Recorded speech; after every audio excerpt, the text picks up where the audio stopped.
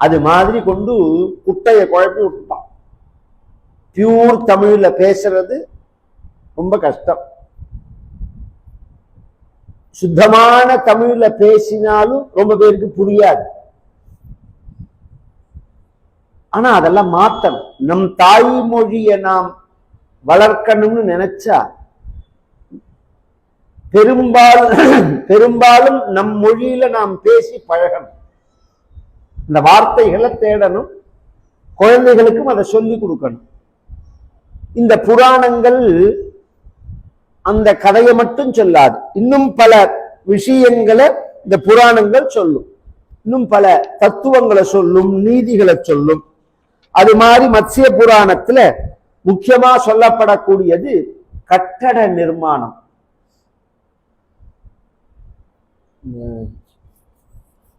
Architect அப்படின்னு சொல்றோமோ, நம்ம கன்ஸ்ட்ரக்ஷன் சொல்றோமோ, அந்த விஷயங்கள் நிறைய சொல்லியிருக்கு.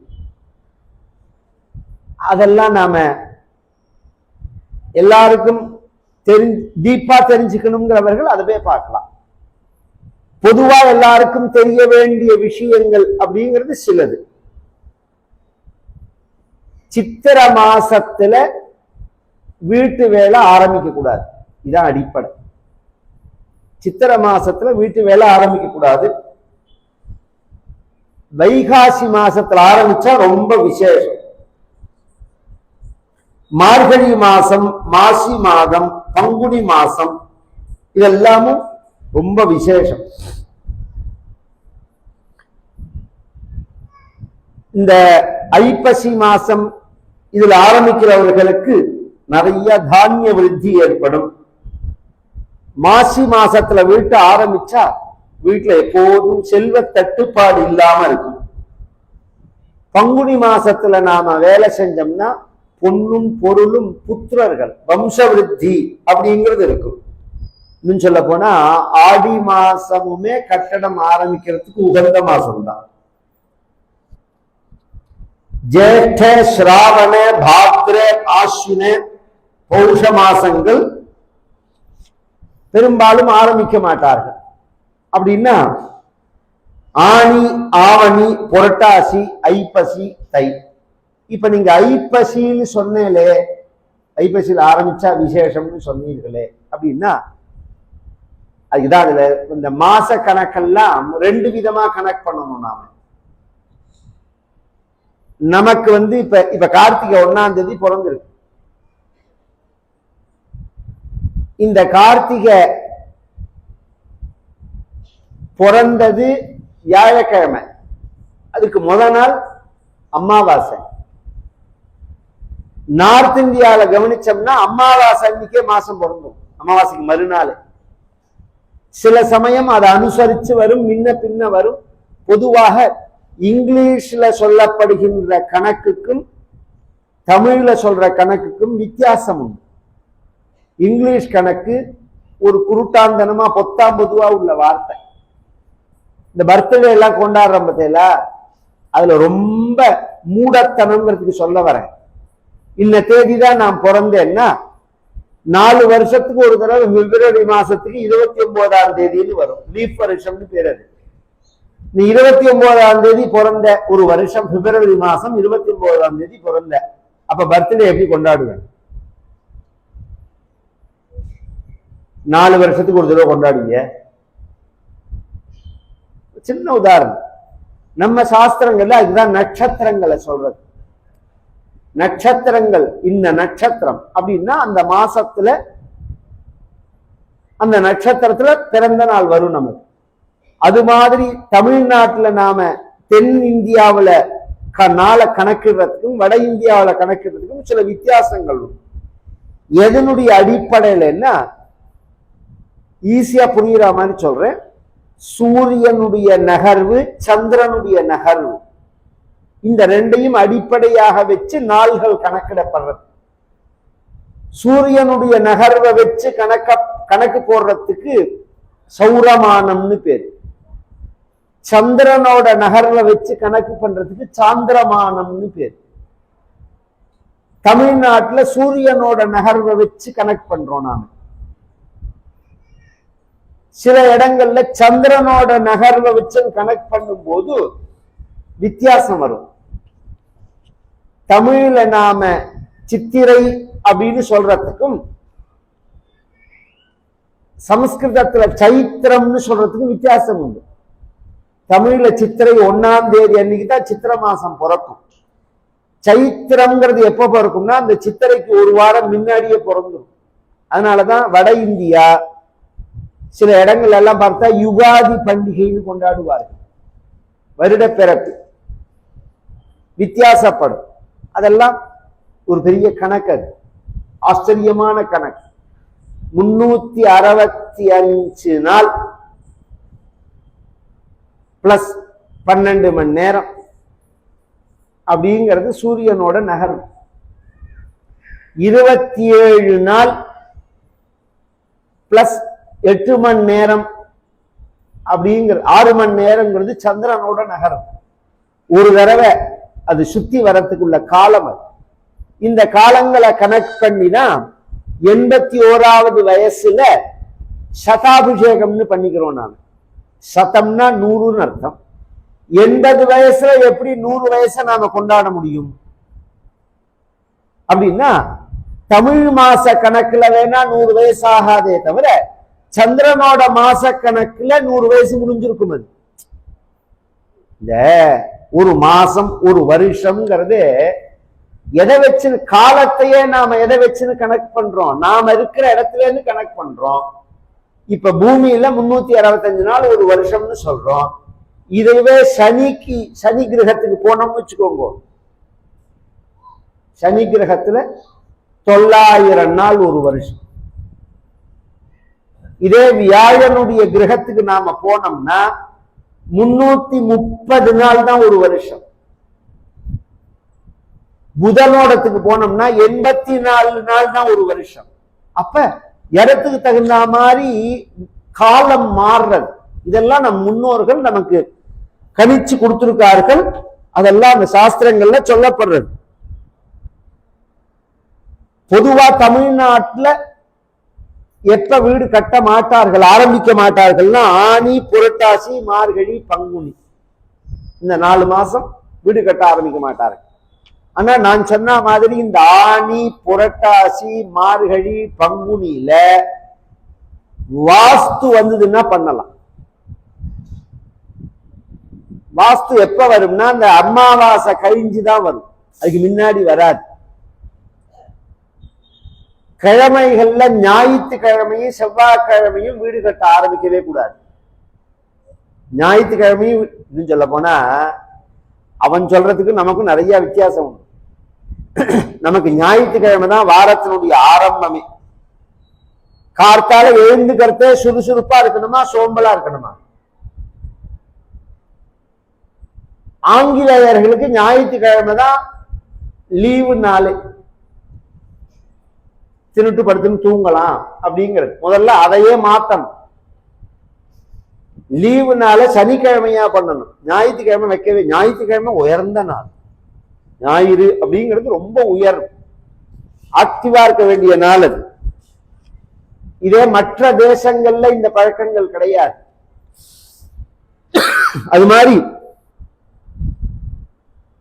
அஸ்வினி, ரோஹிணி, மூலம், உத்தரம், உத்திராடம், உத்திரட்டாதி, மிருகசீரிஷம் இதெல்லாம் கட்டடம் கட்டுறதுக்கு ரொம்ப விசேஷமான இடங்கள். சில பேர் கேட்பார்கள், கிழக்கு பார்த்த வீடா, வடக்கு பார்த்த வீடா, தெற்கு பார்த்த வீடா, மேற்கு பார்த்த வீடா? எந்த வீடா வேணாலும் இருக்கலாம். கிழக்க பார்த்த வீடுதான் அப்படிங்கிறது எல்லாம் கிடையாது. உங்களுக்கு ஈஸியா புரியுற மாதிரி சொல்றேன். கிராமங்கள்ல தெரு இருக்கும், பார்த்திருக்கீங்களா? இப்படி ஒரு வருஷம் இருக்கும், இப்படி ஒரு வருஷம் இருக்கும். பெரும்பாலா அந்த தெரு அமைப்பு எப்படி இருக்கும்னா கிழக்கு மேற்கு. வீடை பார்த்தா வடக்க பார்க்க ஒரு வருஷம் இருக்கும், தெற்க பார்க்க ஒரு வருஷம் இருக்கும். ஃபுல்லா வீடுகள் முழுக்க வடக்க பார்க்க இருக்கும் அல்லது தெற்க பார்க்க இருக்கும், வரிசையா இருக்கும். அதனால சாப்பிட்றதும் தூங்குறதுலன்னா சில நியமங்கள். தெற்க பார்க்க உட்காந்து சாப்பிடக்கூடாது, வடக்க தலையை வச்சுன்னு தூங்கக்கூடாது. இந்த ரெண்டு தான் சட்டம். தெற்க பார்க்க உட்காந்து சாப்பிடக்கூடாது. ஒரு சில சமயங்கள்ல தேவைப்பட்டா அப்படி சாப்பிடுவார்கள், எப்போதும் சாப்பிடக்கூடாது. வடக்க பக்கம் தலையை வச்சுக்க கூடாது. தலையை வச்சிருந்தா கொஞ்ச நாள்ல மண்டையில குழப்பம் வரும். ஏன்னா வடக்கு பக்கம் மேக்னெட் இருக்கு, புவி ஈர்ப்பு சக்தி அதனால ஜாஸ்தி. அதனால தென் பக்கம் தான் தலையை வச்சுன்னு தூங்கணும். இப்படி சில நியமங்கள்.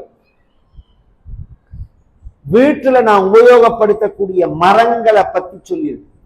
இன்ன மரங்கள் உபயோகப்படுத்தலாம், இன்னென்ன மரங்களை உபயோகப்படுத்தினா இன்னென்ன விசேஷம்னு அதுல ஈஸியா புரியுற மாதிரி சொல்றேன்.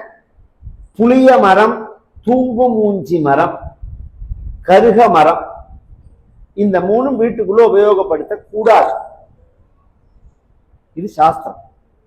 புளிய மரத்துல வீட்டுல எந்த ஒரு பொருளும் நிலை ஜன்னல்லாம் பண்ணக்கூடாது. தூங்கு மூஞ்சி மரத்திலையும் பண்ணக்கூடாது. தூங்கு மூஞ்சி மரம்னு ஒரு மரம், அதுலயும் பண்ணக்கூடாது. கருக மரத்திலையும் பண்ணக்கூடாது. வீட்டுல நிலை இதெல்லாம். வீட்டுல சர்வதா அரச மரம், அத்தி மரம், ஆலமரம் வைக்கவே கூடாது. வீட்டுக்குள்ள அரச மரமும் இருக்கக்கூடாது, அத்தி மரமும் இருக்கக்கூடாது, ஆலமரமும் இருக்கக்கூடாது. அது பொதுவுல தான் இருக்கலாம், வீட்டுக்குள்ள நாம வச்சுக்க கூடாது. இது மாதிரி இன்னும் ஏகப்பட்ட விஷயங்கள். எத்தனை தூண்கள் இருந்தா அது என்ன மண்டபம்? 64 தூண்கள் இருந்தா புஷ்ப மண்டபம்னு பேரு. 62 தூண்கள் இருந்தா புஷ்பபத்ர மண்டபம் அப்படின்னு பேரு. 60 தூண்கள் இருந்தா சுப்ரத மண்டபம் அப்படின்னு பேரு. இப்படி வரிசையா இது பத்தின விஷயங்கள்லாம் நிறைய சொல்லப்பட்டிருக்கு. இது புராணங்களுடைய சில விசேஷம். இப்ப நாம மத்ஸ்ய புராணத்துல உள்ள சாரம் அதுதான். அது மாதிரி கூர்ம புராணத்துக்கும் இருக்கு. இன்னைக்கு நாம சொல்ல போறது கூர்ம புராணம்.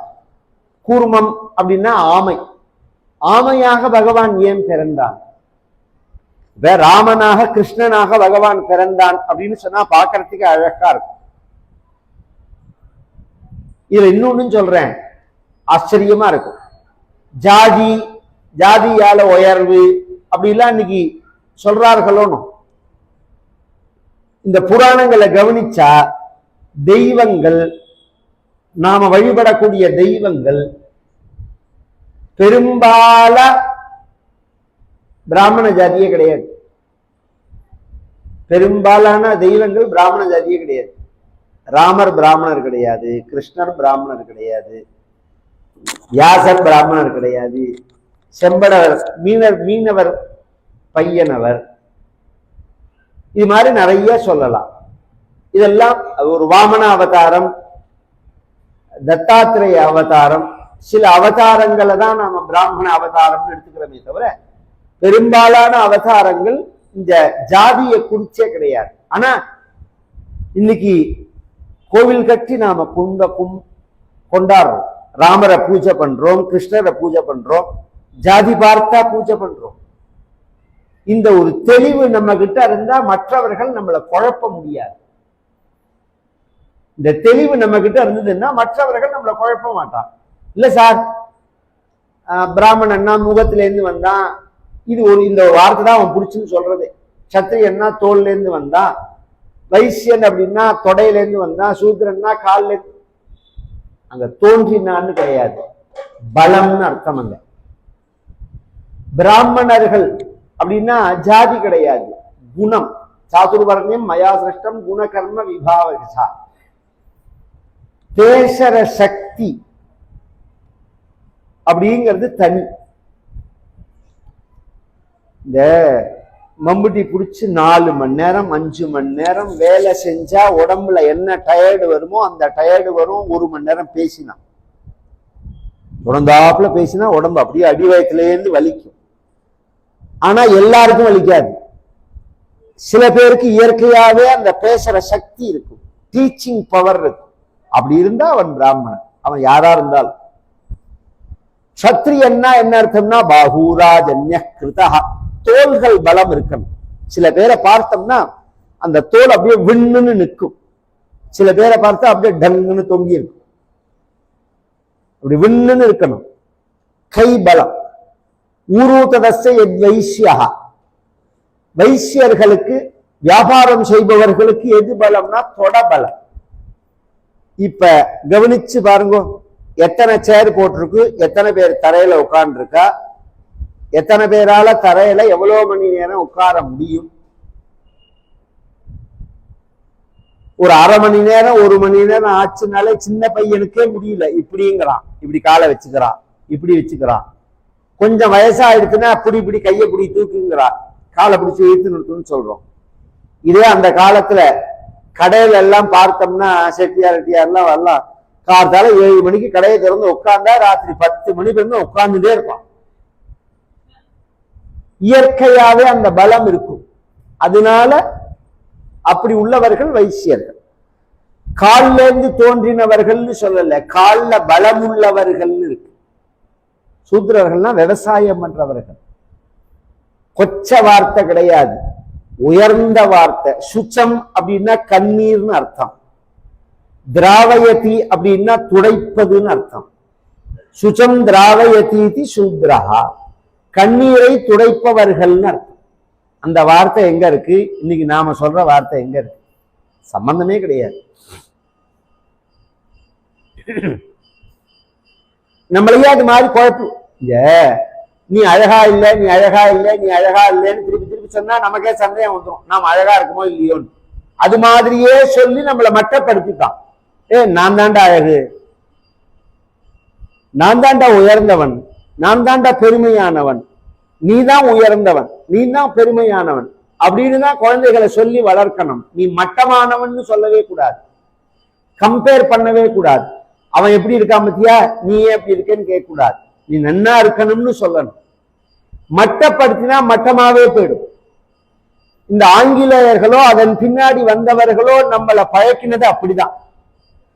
நீ கஷ்டப்படுற, நீ மட்டமானவன், உன்னை மட்டம் எங்கடா சொல்லிருக்கு? எந்த புராணத்துல சொல்லியிருக்கு சொல்லு? எந்த சாஸ்திரம்? நீ சொல்ற சனாதன தர்மம் அப்படின்னு அதுல ஒரு இடத்துல தீண்டாமை இருக்கா நீ சொல்லு, ஒரு இடத்துல பெண் அடிமை இருக்கா அப்படின்னு நீ சொல்லு, ஒரு இடத்துல ஜாதியில உயர்வு தாழ்வுங்கிற வார்த்தை இருக்கா அப்படின்னு நீ சொல்லு. இல்லையே நீங்க சொல்ற பின்னாடி வந்த எழுத்துக்களை வச்சுன்னு பேசக்கூடாது, மூலத்தை வச்சுன்னு தான் நம்ம பேசணும். இப்ப ஒரு நூலுக்கே மொழிபெயர்ப்பு பண்ணும் போது இப்ப திருக்குறளே இருக்கு, உங்களுக்கு எல்லாம் புரியுற மாதிரி சொல்றேன். திருக்குறளுக்கு உயர்ந்த உரை யாருன்னா பரிமேலழகர்னு ஒருத்தர். அவரோட உரை எடுத்து படிச்சாதான் ஒரிஜினல் திருக்குறள் என்னன்னு புரியும். எல்லாருக்கும் தெரிஞ்ச முதல் திருக்குறளை சொல்றேன். அகர முதல எழுத்தெல்லாம் ஆதி பகவன் முதற்றே உலகு. எல்லாருக்கும் தெரியுமோ இந்த திருக்குறள்? இப்ப சமீப காலத்துல உள்ள பெரிய கிரிமினல் மைண்ட் உள்ள புத்திசாலிகள்லாம் திருக்குறளுக்கு உரை எழுதும் போது ஆதி அப்படிங்கிறது திருவள்ளுவரோட அம்மா, பகவன் அப்படிங்கிறது திருவள்ளுவரோட அப்பான்னு எழுதியிருக்கான். பரிமேலழகர் உரை எடுத்து படிச்சாதான் ஆதினா என்ன, பகவன்னா என்ன அப்படிங்கிறதுக்கு உண்மையான பொருள் நமக்கு தெரியும். இப்பயே சமீப காலத்துல ஒரு கம்பராமாயணத்துல ஒரு பிரச்சனை வரலையா? திகைத்து திகைத்து நான் உன்னை பார்த்த உடனே திகைச்சு போனேன் அப்படிங்கிற வார்த்தைக்கும் உன்னை பார்த்த உடனே எனக்கு பைத்தியம் முடிச்சு போயிடுச்சுன்னு சொல்றதுக்கு எவ்வளவு வித்தியாசம் இருக்கு. திகைத்துங்கிற வார்த்தை பைத்தியம்னு வியாக்கியானம் பண்றான். திகைத்துங்கிற வார்த்தைக்கு பைத்தியம்னு அர்த்தமா? கொஞ்சம் எல்லாரும் யோசனை பண்ணுங்க. அப்ப நாம அப்படியே நம்ப கூடாது. நாம அறிவை வளர்த்துக்கணும், நாம படிச்சு தெரிஞ்சுக்கணும்னு நினைக்கணும். நம்மளுடைய படிப்புலயே உள்ள கோளாறு அது. அப்படியே நம்பு, அப்படியே நம்பு, அப்படியே ஏன்னா நம்மள ஒரு வேலைக்கார மைண்டுக்கு நம்மளை செட் பண்ற படிப்பது.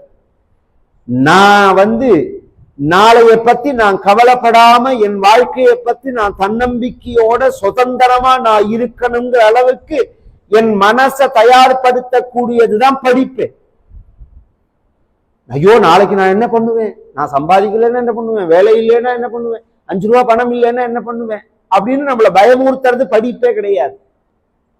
எப்படி இருந்தாலும் பாரதியார் சொல்லலையா, வீழ்வேன்னு நினைத்தாயோ அப்படிங்கிறார். நான் சாதிச்சு காமிப்பேன், என் வாழ்க்கையில நான் சாதிச்சு காமிப்பேன் அப்படிங்கிற தன்னம்பிக்கையை கொடுக்கறது தான் உண்மையான படிப்புங்கிறது. இந்த புராணங்கள்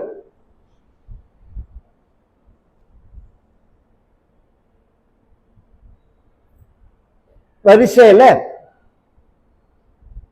பல அவதாரங்கள் சொன்னேன். இன்னைக்கு கூர்மாவதாரம். ஆமையாக பிறந்தானா பகவான்? எதற்கு பிறந்தான்னா அதுக்கு ஒரு கதை. எதற்காக பகவான் பிறந்தான்? துர்வாசாக சுரவனிதாப்ஜ திவ்ய மால்யம் சக்ராய ஸ்வயமுபதாய சப்தத்ர சூபூயः நாகேந்திர பிரதிமிருதிதே சசாப சக்கரம் காசாந்திஹி தொதிதரே தேவதாம் சபாவாத். துர்வாசர்னு ஒரு மகர்ஷி, எல்லாருக்குமே தெரியும் அவரை.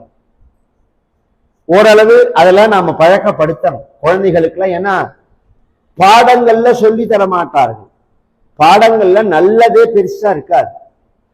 ஒரு காலத்துல சுதந்திரம் அடைஞ்ச உடனே இவர்கள் நம்மேல் படையெடுத்து வந்தார்கள், அவர்கள் நம்மேல் படையெடுத்து வந்தார்கள் அப்படிங்கறதெல்லாம் பாடமா வச்சதுக்கு காரணம் என்னன்னா, நாம ஒற்றுமை இல்லாம இருந்தோம், அதனால் நாம விழுந்தோம் அப்படிங்கறத நாம் தெரிஞ்சுக்கணுங்கிறதுக்காக.